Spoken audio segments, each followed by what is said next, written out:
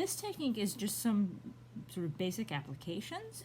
You don't necessarily have to use a brush to apply slip. You can also use the round sponge that is in your pottery toolkit. In this instance, I'm going to bring up a commercial stencil that I happen to have. I'm going to press this on the surface.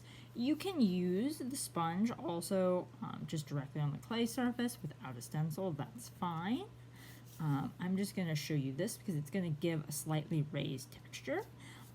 If you don't like the texture of a brush, the sponge may be a good idea, and I'm just going to dip the end of the sponge in this. I don't want to oversaturate it. Like, this may even be a little much, so I'm going to scrape that off, because at least for the first coat, you want it fairly thin, because if you don't, you may actually have slip bleeding under things. And this is just going to give you a very different texture from a brush. So it can add some really nice visual and actual felt touch and texture to the piece.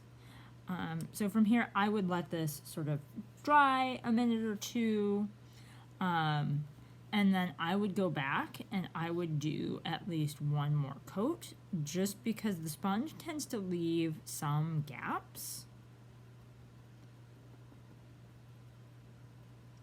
So I would recommend doing 2 to 3 coats, and the more coats you do, the thicker that texture is going to be and the more depth you will build up.